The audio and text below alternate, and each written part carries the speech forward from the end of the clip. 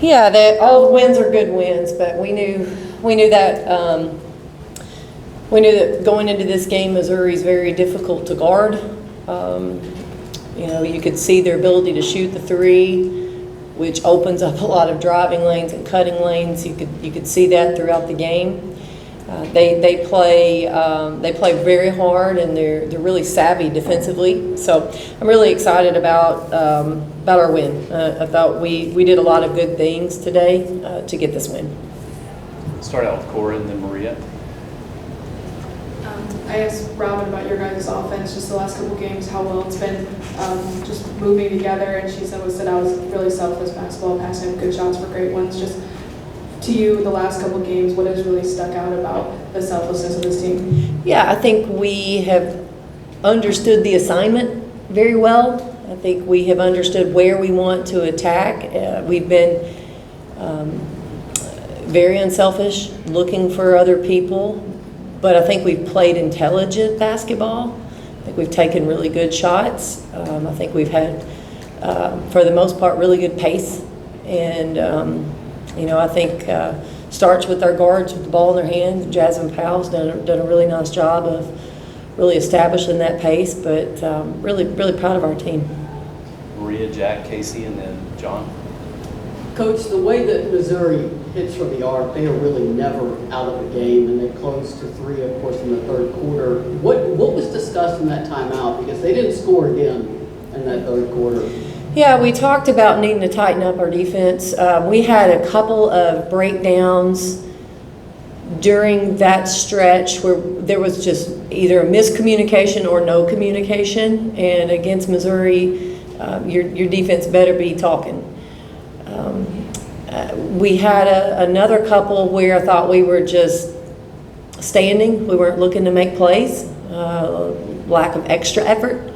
So we discussed those things, and then we talked about getting back to the pace that we needed offensively, because I thought they sucked a little bit of energy out of us during that stretch. They did it with their offense. We got scored on, kind of low energy coming back down on the offensive end, had some turnovers. So we cleaned up our pace, which helped, but just the renewed focus, the urgency on defensive end was there. Jack, and then Casey. Coach, only 8 turnovers today, 0 in the first half. What do you think went into doing so well with ball security? Well, I thought we did a nice job early on of making it very simple. We attacked the paint, we threw the ball to Ria and got out of her way.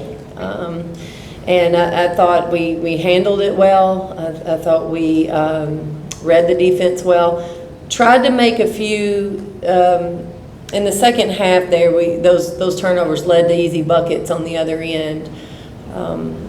Tried to make some plays happen that weren't there in the second half, which is why I think we had some of those turnovers.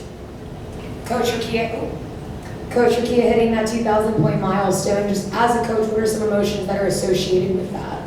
It's a lot of buckets. It's a lot of points.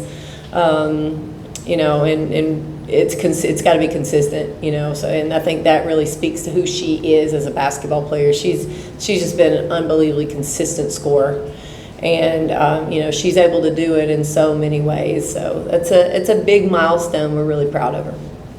John, and then Cora.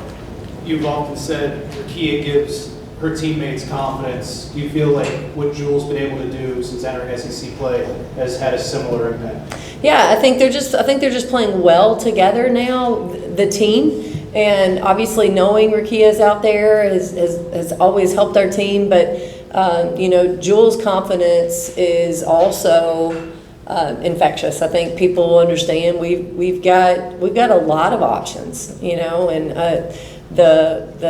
the rest of our team is very capable. But I think now when they have confidence, because of maybe Ria and Jewel, they play individually with more confidence. So I think right now it's a really good vibe.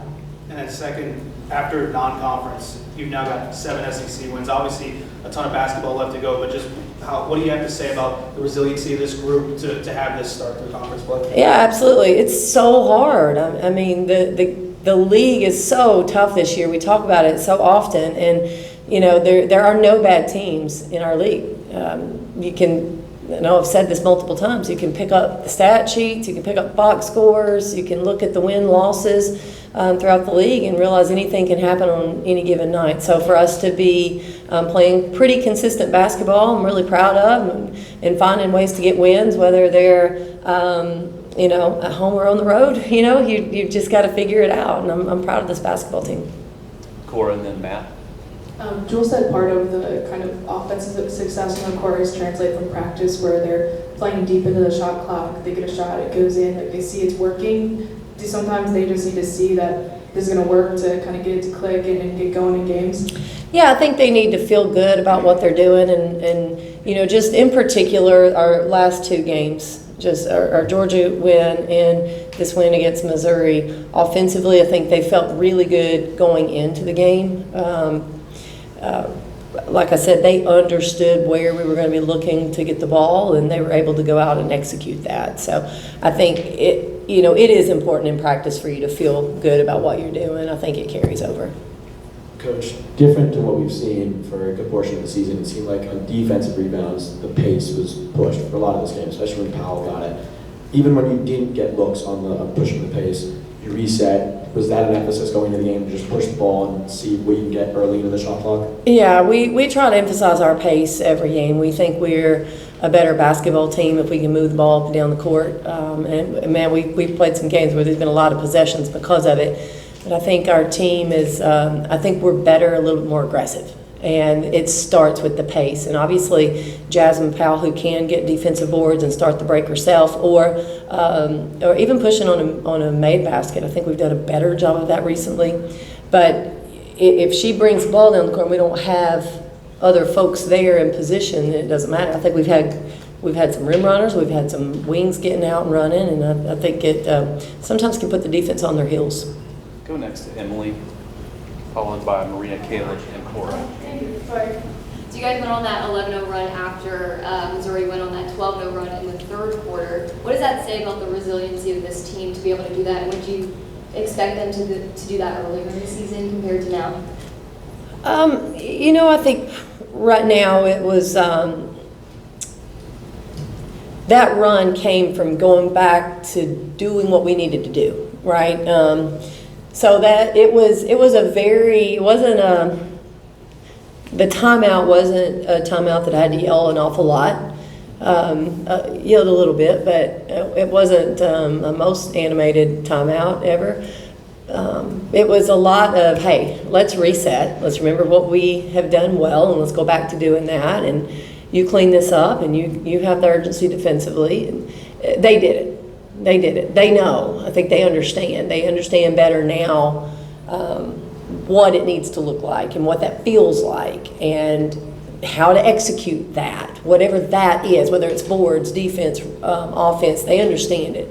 You don't always do it. No one's perfect, but I think they really have a good feel of what it needs to be for this team to be successful. Maria, then Caleb. Coach, now that Jewel has hit her stride, especially in SEC play, she's still enough to box score again. I mean, points, rebounds, assists, steals. She can log extended minutes without a drop-off.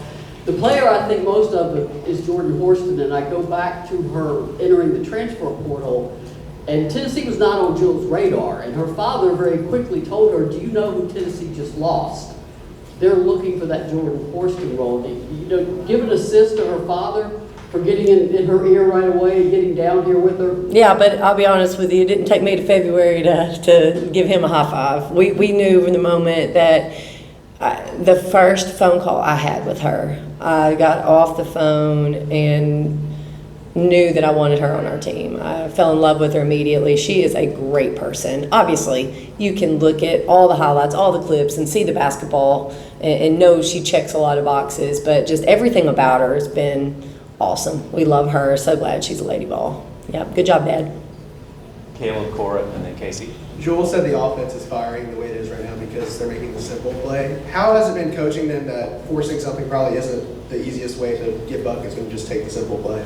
Yeah, I think the most challenging part about that is finding the patience. They get excited and they want to do right. They want to do well. And the most challenging thing for them is to work and find it, but they've really improved in that area, being a little bit more patient. So we want to be aggressive, but finding the balance of being aggressive while also being patient for something great. I think we've had a lot of good possessions that really demonstrate that. So I'm proud of them. We've worked on it very hard this year. We wanted that to be a strength. This is the kind of third game in a row where they haven't come out of the third quarter their best defensively. I know you called them timeout, they righted the ship this time, but just what do you feel like needs to change coming out of halftime to not have that defensive lapse and have that consistency all game? Yeah, I think it's just a focus, and it's you've got to go out and understand we're not the only folks that are going to make adjustments. The other team's going to make adjustments, and I think for us, just recognizing that, yes, what we have done has worked. You've got to do it, but you got to do it at an elite level and maybe even higher, because they're going to make some adjustments. So I think the focus, the energy a little bit. I thought we got a little bit low energy in our last two games in the third quarter. So we got to make sure we come out ready to go. The game really got rolling on the foundation of nailing those 3-point shots. What did you like the most about the looks they were able to get from beyond the arc early on? Yeah, we took a lot in the first half. I think we took 17 in the first half. Probably, maybe 2 or 3 too many. We had a lot of really good looks, and I don't want our players, if they're confident in taking a good shot, I want them to feel good about taking it. But at the same time, finding the balance is important. We did that early on. We got the ball inside in that first quarter, and then we took a lot of threes. I thought the second half was a little bit better balanced for us. We got the ball to the basket and took some threes. So we had a lot of good looks at the three tonight that I think we can make. We just didn't make them tonight. I know we still made some, but to me our shooting percentage wasn't as good as I think it could have been. We had some easy ones. Cora. I don't think Tamari got a field goal in the first 7 minutes she played of the game. Looked like they missed her a few times, but just is that kind of an emphasis for this team going forward to establish that early? We established the paint early. It just happened to be Rakia. And so for us, Rakia was the one down. Tamari did not get those looks because it was Rakia. So I don't think it was anything that we weren't looking for her. It was just a matter of our first post down was Rakia. We knew we could get her some looks, and we kept going to it. So I worried about it initially, but then I started thinking Rakia was the one on the block, and you're not going to be able to attack 2 blocks typically. So I'm proud of Tamari. She gets it. That's a tough matchup for her defensively, really tough matchup, and she was excited to get the win. All right. Thank you very much. All right, thank you guys.